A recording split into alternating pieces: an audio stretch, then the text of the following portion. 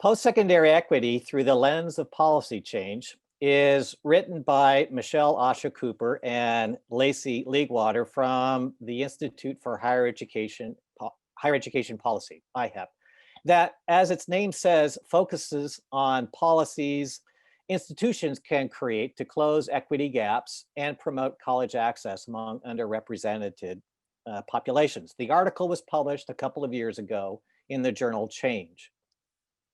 They write that in the past 25 years, college access has increased nationwide for all racial and ethnic groups, and federal funding for student support programs has increased. They also note the work IHEP has done to make visible the invisible minority populations of the working poor, foster youth, students with disabilities, and incarcerated and formerly incarcerated students, and other distinctive groups such as men of color, adult students, and veterans. As they listed the groups, I thought about the large overlap with our affinity groups listed on the Student Success and Equity website. African American Initiatives, Undocumented Students, and the Lupe Student Organization, which specifically focuses on AB 540 undocumented and DACA students, foster youth, EOP&S, the Extended Opportunity Programs and Services for Educationally and Financially Disadvantaged Students, DSPS, Disabled Student Program and Services, and Veteran Services. I thought of our Inmate Scholars Program that graduated 17 students at Kern Valley State Prison in its first cohort a year ago, and the photo, Free on the Outside Club. While there have been gains made, there are still gaps that need to be closed. Cooper and Leaguewater then go into what is meant by equity and how it is different from diversity and equality. Diversity is difference, equality is sameness, and equity is fairness. Our equity work recognizes the fact that our students do not come to us with all the same economic and social backgrounds and college preparation. So some students need more academic support than others to achieve the same outcomes, such as writing a high-quality college research paper, or solving a hairy physics or chemistry problem, or passing a transfer-level English or math class. Okay, if you could bring up the first slide, please. Before going further into the paper itself, I'd like to share some images used in one of the ASCCC, the State Academic Senate, breakout sessions in the fall plenary last week. The first image describes equality. Equality imagines an equal world where one can say, I care about all students equally, because it is assumed that every student is starting from the same social and academic level. The second image describes the reality. Some students start with an extra boost or several extra boosts, and other students start from significant social and educational deficits. Notice that the student on the far right is climbing the ladder in a hole created by poorly funded schools, less skilled teachers, pitifully low counselor to student ratios, truncated or incomplete curriculum. My daughters are in college now. One's a junior and the other's in her first year of graduate school. They started college with advantages that many of their peers did not. Their parents have graduate level degrees and are in good paying jobs so they could save enough money to pay the out-of-state tuition at the university they're attending. That means my daughters can devote their full mental energy to their studies. All of their aunts, uncles, and grandparents have college degrees, and the majority of them have graduate degrees. Several of their aunts and uncles are educators. It was always assumed and expected that they'd go to college. And they also took IB classes, International Baccalaureate classes at Foothill. Next slide. The third image describes more of the reality college students can face in higher education with bias and systemic racism that can put up roadblocks or break the ladder. The fourth image looks at diversity as bringing more different types of students, usually to the unequal pathway. Okay. Next slide. While some institutions have systemic racism that is intentionally put in place to put one group at an advantage over another, other institutions have systemic racism that is structural racialization, in which structures were developed without any intent to advantage one group or another. Quoting from race equity expert John A. Powell, structural racialization is a set of processes that may generate disparities or depress life outcomes without any racist actors. I believe that any systemic racism that may exist at BC is of the structural racialization type. Next slide, please. One recent example of systemic racism was the remediation program we used to have in the community college system. Remedial classes were designed to get students up to college level. We wanted students to be successful in college, and we wanted to address the shortcomings students had in high school.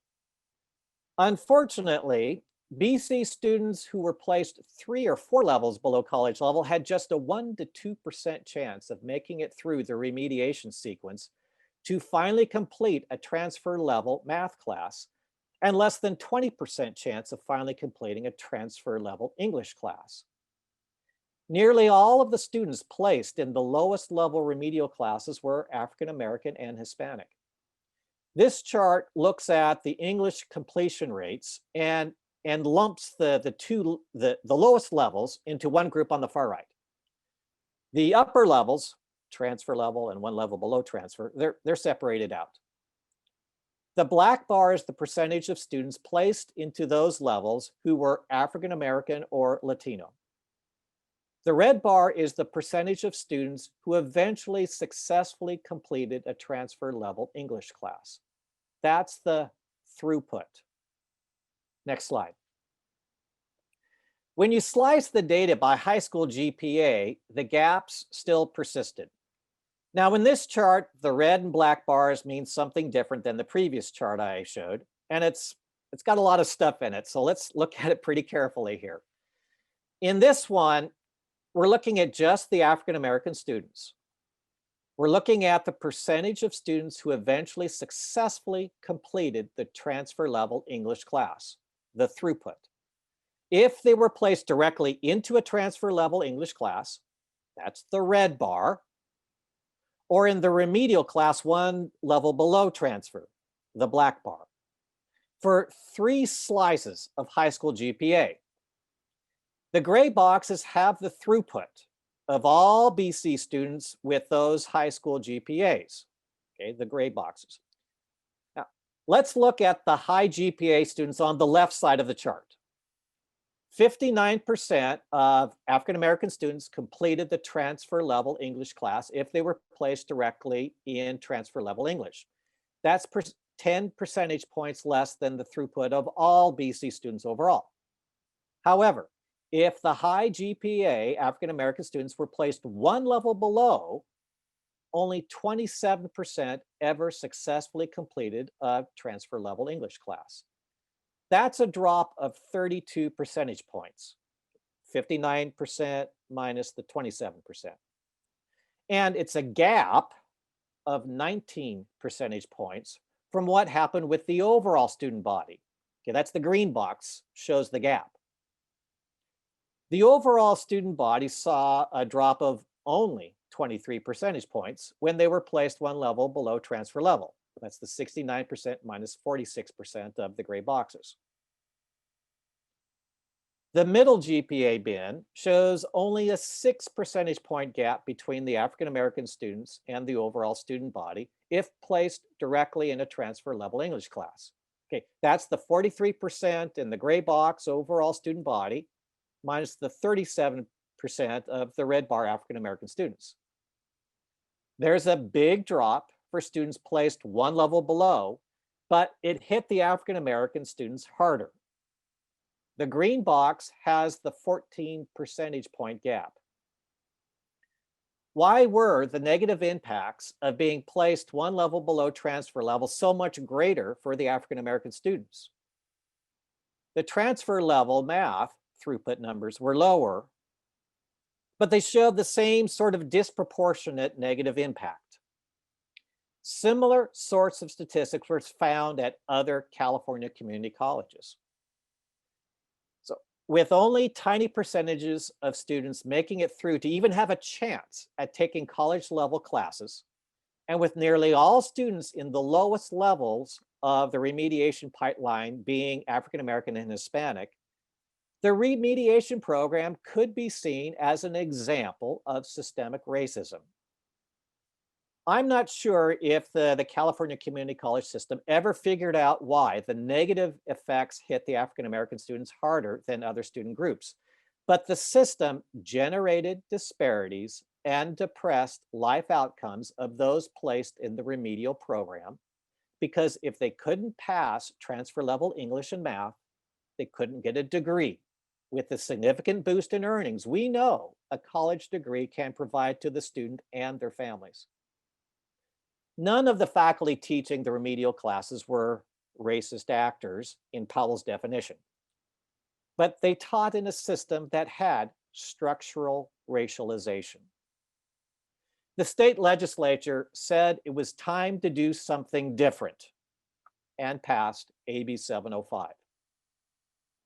The California Community College system then acted to end the remedial programs at the colleges by fall 2019.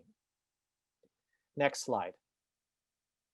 In the image on the left, we see that equity intentionally redirects resources to the pathways, the ladders, with the greatest need, and includes us looking at the assumptions behind the processes we put in place and the teaching techniques we use.